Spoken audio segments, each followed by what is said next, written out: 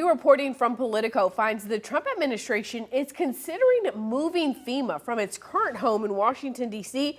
to Texas and tapping the state's top emergency manager, Nim Kidd, to take charge of it. Tom Frank is the deputy climate editor at Politico. He's joining us to talk more about this report. Tom, thanks so much for being with us. Thanks for having me. First, let's start with the basics. Talk to us about how you found this out, what you learned. Well, I found out from sources I have, and they basically FEMA the Trump administration is looking at moving the FEMA headquarters out of Washington, D.C. to Texas, and that would be part of a package to get Nim Kidd, the head of the Texas Division of Emergency Management Agency, to run FEMA. Nim Kidd, it's been known publicly since almost the start of the second Trump administration that he's been a leading candidate to run FEMA, but he's also made it very clear in public writings that he has no interest in leaving Texas.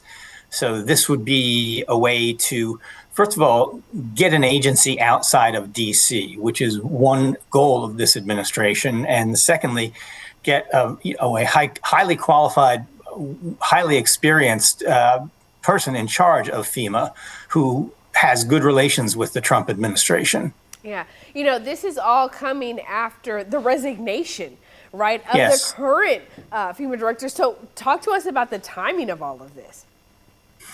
I think the coincidence is more that I was talking to a lot of people yesterday, and they said, this is also what's going on. So, and also there's a lot of discussion now that the acting FEMA administrator has resigned about who will eventually take over the agency. There's another acting administrator who's taking the place of David Richardson, who resigned yesterday, but they still want a permanent administrator, and that could be a couple months off. Yeah, you know, obviously there are some FEMA offices in the state of Texas, but Yes. moving the entire headquarters, you were told, could create some real challenges.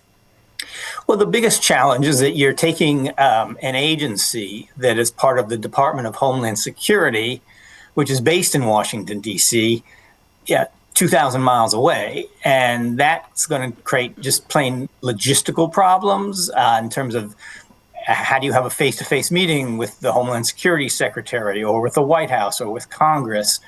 So it could be a logistical problem in many ways. But keep in mind that most FEMA employees do not work out of the headquarters in Washington, D.C.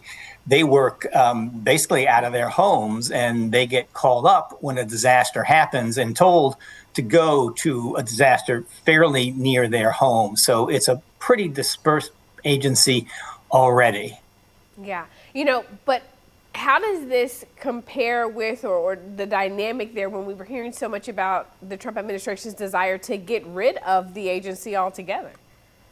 Well, they're not going to get rid of the agency. That's been a lot of, and I understand that the president has said it himself, but he's walked that comment back a number of times.